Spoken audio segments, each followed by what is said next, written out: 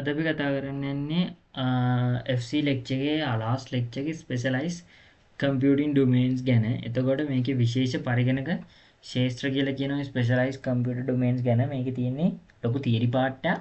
හොඳට අහගන්න තියෙන කතා කරද්දී. එතකොට මේ part එකේදී කතා කරනවා අපි GPU processing, big data, deep learning, cloud computing, blockchain, virtual reality, VR කියලා කියනවා. IoT එවගේම AI ගැන ආටිෆිෂියල් ඉන්ටෙලිජන්ස් ගැන කතා කරනවා. එතකොට GPU processing මොකද්ද GPU processing? ඊට කලින් මොකද්ද GPU කියලා කියන්නේ?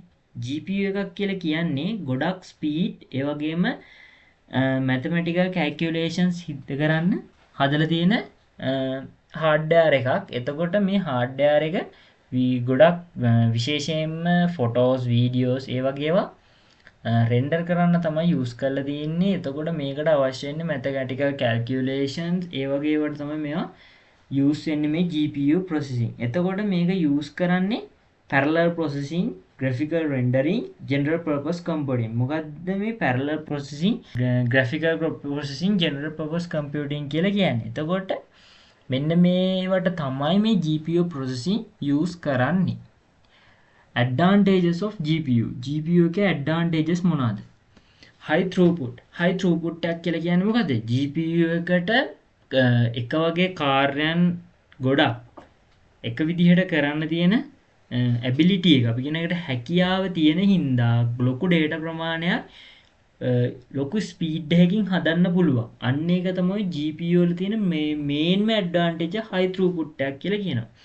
accelerated performance එකක් කියලා කියන්නේ හිතන්න machine learning වගේ ඒවා අපි traditionally use කරොත් CPU වලට වඩා GPU use කරලා මේකේ අපිට ගණන් කරන්න පුළුවන්. කියන්නේ මේ calculations කරන්න පුළුවන් time එක ගොඩක් අඩු කරගන්න පුළුවන් CPU වලට වඩා මේ GPU use කරලා. example එකකට machine learning ඒ වගේ task එකක් සිද්ධ කරද්දී ඔකට තමයි accelerated performance එකක් කියලා කියන්නේ. energy efficiency එකක් කියලා කියන්නේ special මොකක් හරි work එකක් special task එකක් කරගෙන යද්දී GPU එකේ තියෙන energy එක හරිද ඒකේ energy එක ගොඩක් use වෙනවා. එතකොට මේ වගේ දේවල් එක වගේ පාවිච්චි කරගෙන දත්ත හදාගෙන යන්න පුළුවන්. ඒකට energy efficiency කියලා කියනවා.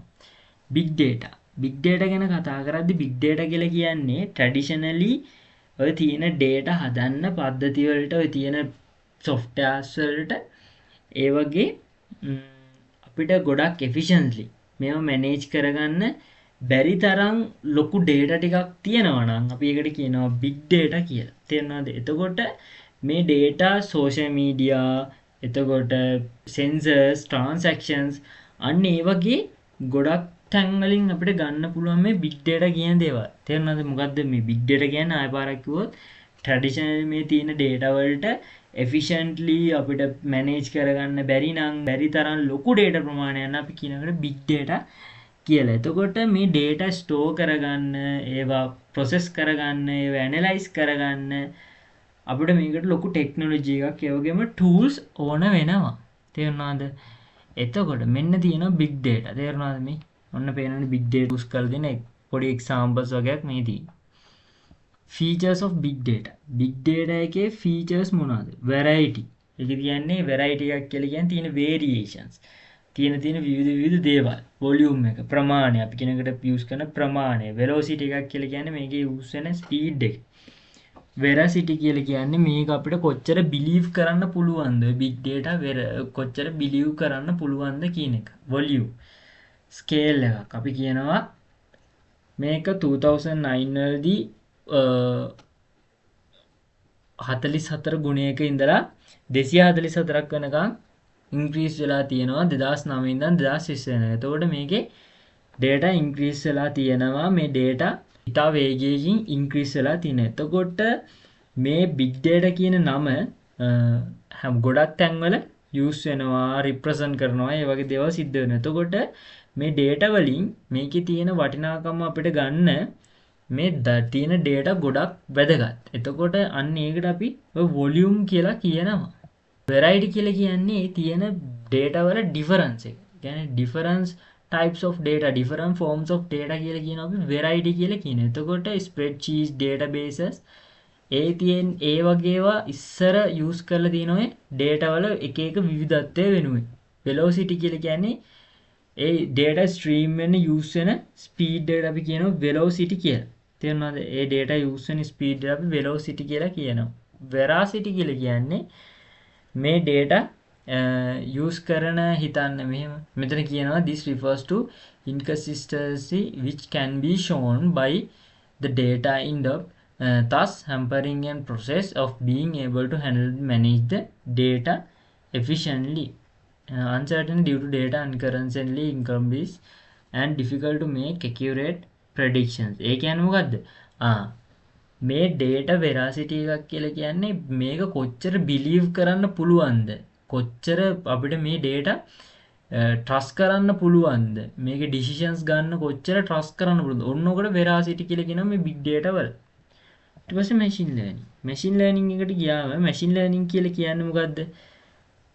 machine learning එකක් කියලා කියන්නේ තියෙන මිනිස්සුන්ගේ experience එකෙන් study කරලා ඒව learn කරලා practice කරන්න අරගෙන computer එකකට ඒ experience එක learn කරන්න උගන්නන එක තමයි machine learning එකක් කියලා සරලවම කියන්නේ.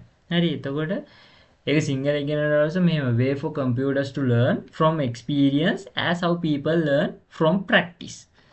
මිනිස්සු practice කරලා ඉගෙන ගන්න experience එක ඉගෙන ගන්න computers වලට දෙන way එක තමයි machine learning එකක් කියලා කියනවා. computer එකකට කෙලින්ම මේකට advices දෙන්නේ නැතුව examples ගොඩක් observe කරලා එක එක patterns දීලා මේ machine learning සිද්ධ කරනවා. එතකොට example එකක් විදිහට හිතන්න බල්ලගේ පූසෙක්ගේ රූප ගොඩාක් දීලා computer එකකට දෙනවා බල්ලෙක්ද පූසෙක්ද කියලා අඳුන ගන්න patterns වලින්. එයා අඳුන ගන්න මේක බල්ලෙක්ද පූසෙක්ද. ඔන්න ඔක තමයි සරලව machine learning එකක් කියලා කියන්නේ.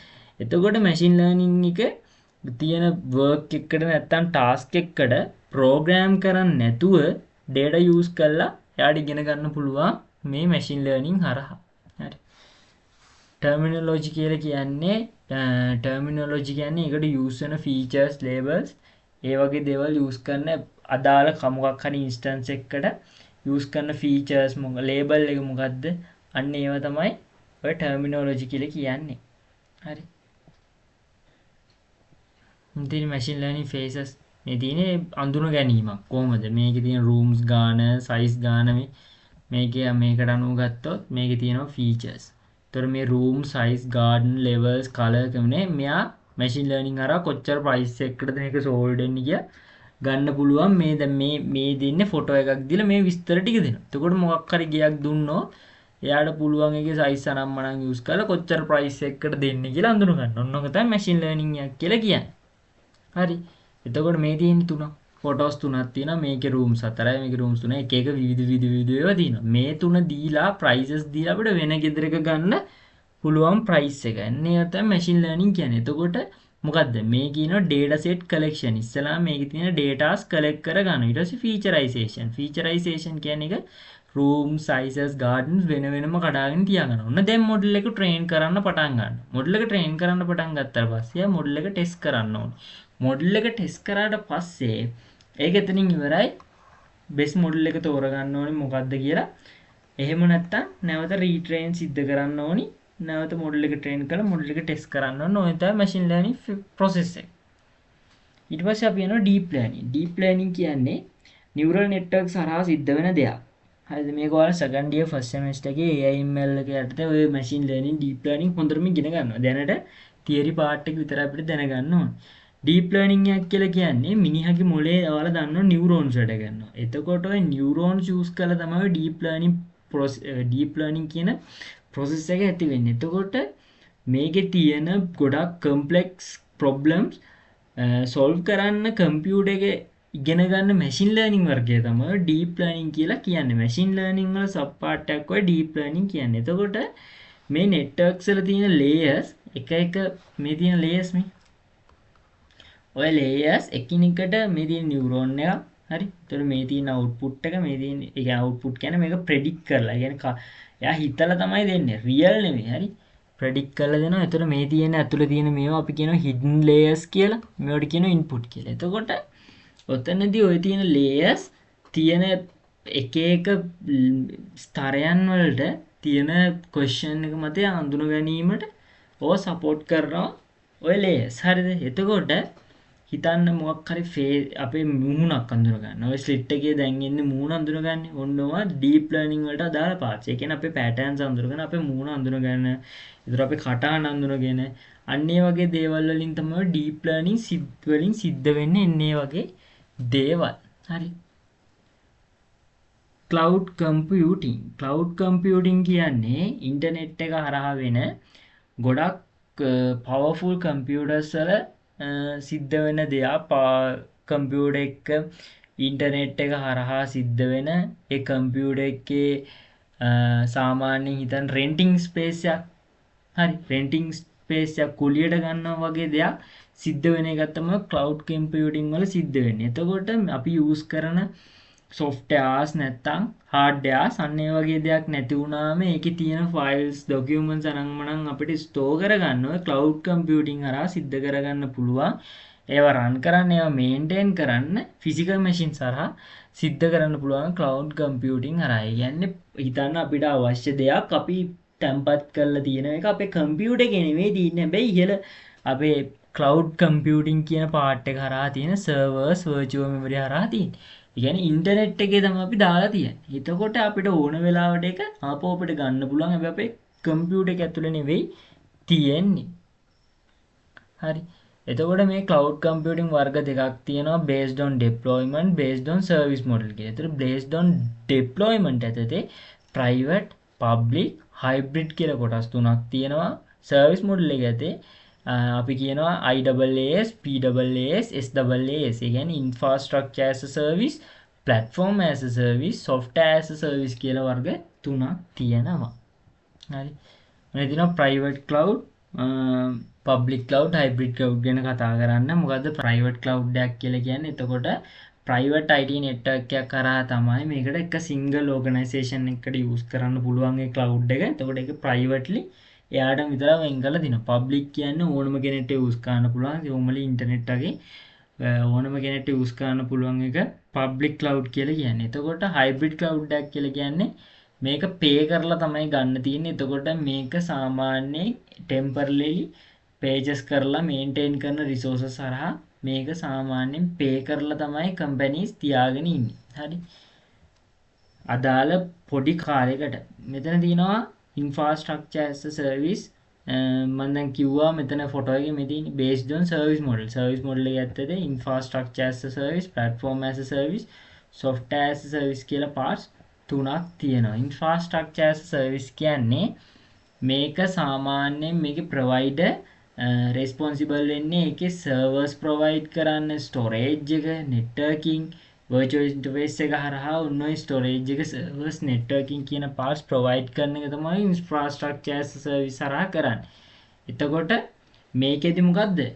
doesn't need to manage the cloud infrastructure. මොකද අපිට ඕනේ නැහැ cloud infrastructure එක manage කරන්න. තේරුණාද? හැබැයි මේක storage එක control කරගන්න අපිට අවශ්‍ය වෙනවා operating systems වල deployed applications වල storage control කරගන්න ඕනේ.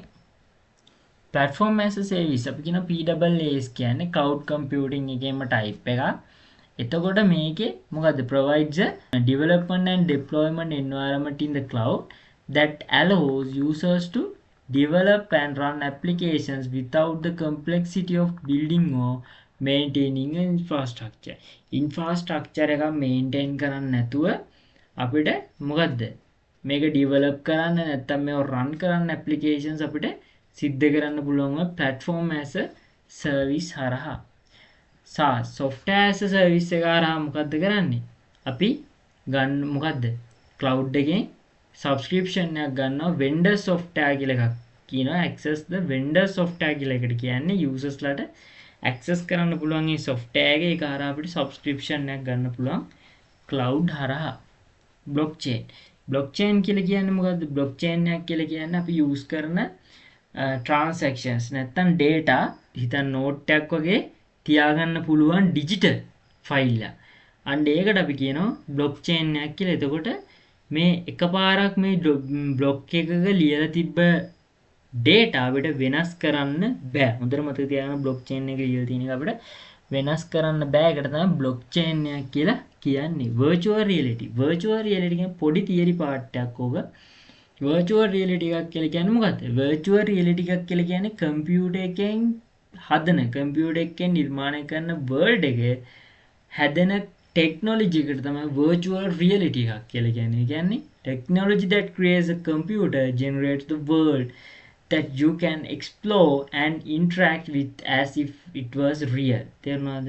real computer එකෙන් හදන real world එකත් එක්ක හැදෙන technology එකට තමයි virtual reality එකක් කියලා කියන්නේ. මේක දැක්කම ඔයාලට මොකද්ද virtual reality එකක් කියලා කියන්නේ කියලා තේරෙනවා ඇති හොඳට. හරි.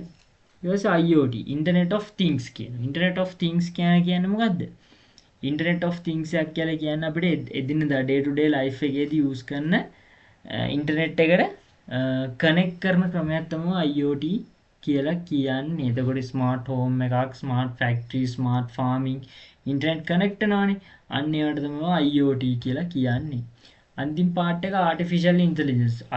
අද ඉස්සරහට යන්න අපිට ඕනම වෙන දේ තමයි artificial intelligence කියන්නේ. දැනටත් ඔයාලා use කරනවා ඇති artificial intelligence.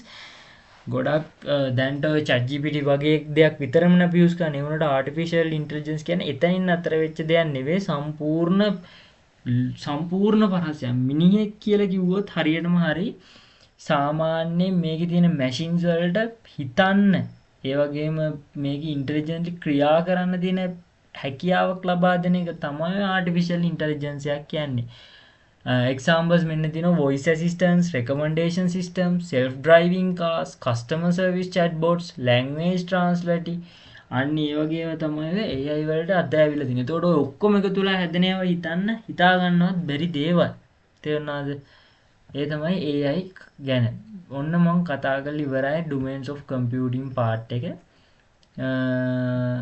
මේ පාඩමේ නම් මෙච්චරයි කතා කරගන්න තියෙන්නේ. අදට නවත්තනවා. FC module එක ගැන කතා කරලා මම හිතනවා ඔයාලට මේ lectures ටික තේරුණා. මම කියලා දුන්න විදිහ මේවා මෙහෙම කියලා දෙන එක විතරයි ඉතින් කරන්න පුළුවන්. ඔයාලට තේරුම් ගන්න පුළුවන් මං හිතන්නේ ප්‍රශ්නයක් වම් ප්‍රශ්නයකට උත්තර දී ගන්න පුළුවන් මෙහෙම කියලා දුන්නම ඔළුවට යන. මෙතනින් ඉවරයි. ඔයාලා හොඳට එක්සෑම් එකට ෆේස් කරන්න. හැමෝටම all the best.